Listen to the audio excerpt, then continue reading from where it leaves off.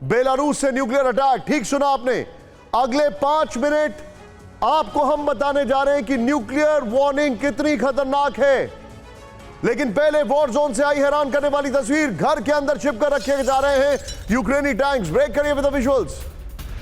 घर की दीवार तोड़कर बाहर निकला यूक्रेनी टैंक।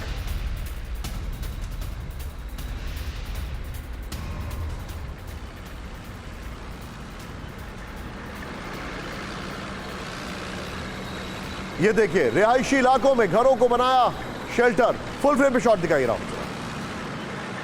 ये देखिए, रशियन टैंक जो है एक जगह से निकला और पूरा घर तोड़ते हुए आगे बढ़ गया। बल्कि ये बड़ा डिस्ट्रक्टिव टैंक है। इस सब के बीच में एक और बड़ी खबर सीधा आई है। अगली ब्रेकिंग न्यूज जो मैं आपको दिखाने जा रहा हूं। ब्रेक करिए। फ्रंट लाइन पर रूस को बड़ा झटका। ब्रेक करिए। रूसी सैनिकों के बड़े हमले को नाकाम किया गया। With the visuals. यूक्रेन ने किया रूसी सैनिकों को रोकने का दावा।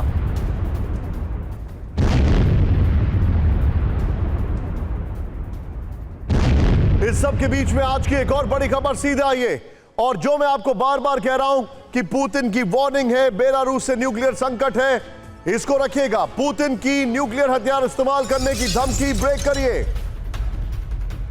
रूस के अस्तित्व के सवाल पर न्यूक्लियर धमकी। बेलारूस में न्यूक्लियर वेपन पर पुतिन का बड़ा बयान। पुतिन की धमकी से नेटो परेशान। Rahul, break it once again. इस वक्त की बड़ी खबर है ये।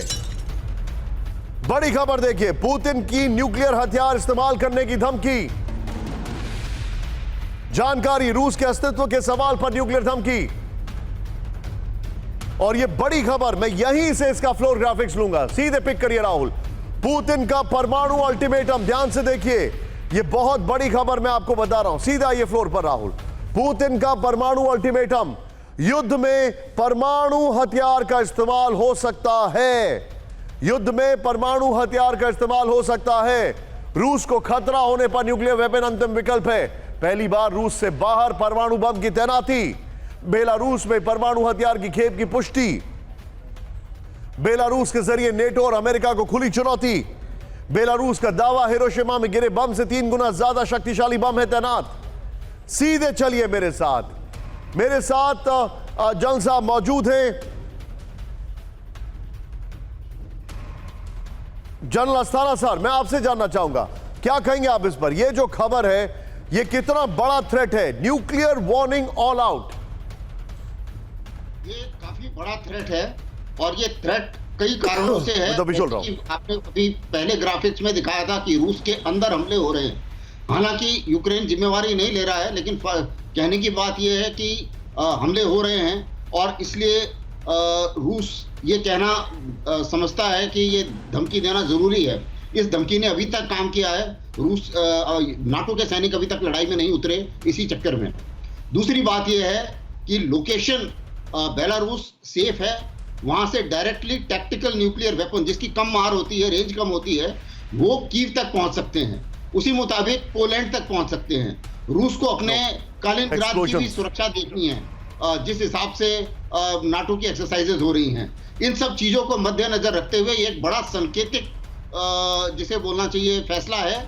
और इस सांकेतिक फैसले, सर मैं कुछ सवाल दिखा रहा हूं राहुल, जरा अब वॉल पर सवाल लेकर आइए, बल्कि ये की ग्राफिक्स पर सवाल आइए, और सवाल के साथ जरा ध्यान से देखिए। इसी के साथ सवाल लेके आइए। प्ले ऑन करिए। अब जरा ध्यान से देखिए, बेलारूस से न्यूक्लियर अटैक। थोड़ा सा टेक्स्ट कट रहा है यहां पर, मैं माफी चाहूंगा। राहुल, इस खबर की ब्रेकिंग और शॉट भी बगल में दिखाइए। पुतिन ने बेलारूस में क्यों लगाए न्यूक्लियर हथियार? क्या यह सवाल आपके मन में नहीं है? और क्यों नहीं है? बेलारूस के बाद पुतिन और कहां लगाएंगे न्यूक्लियर हथियार? बेलारूस के न्यूक्लियर हथियार क्या पोलैंड के लिए? क्या बेलारूस के न्यूक्लियर हथियार सिर्फ डराने के लिए? राहुल, शॉट की जगह सीधे आइए अनुज माथुर सर के पास। अनुज सर, क्विक रिएक्शन आपका। न्यूक्लियर हथियार लगाने के मेरे हिसाब से 2-3 इंपॉर्टेंट रीजंस हैं। पहली बात तो ये है कि जैसा आपने ठीक कहा, यूक्रेन के ऊपर नॉर्थ से प्रेशर डालना और पोलैंड के ऊपर प्रेशर डालने के लिए उनको आगाह कर देना, ये एक बहुत बड़ा स्टेप है। दूसरी बात ये होती है कि रशिया का एक छोटा हिस्सा कलिनिनग्राड नाम की जगह, जो कि तीनों तरफ से नेटो कंट्रीज से घिरी हुई है, और तीसरी तरफ चौथी तरफ उसका सर मैं आपको रोक रहा हूं।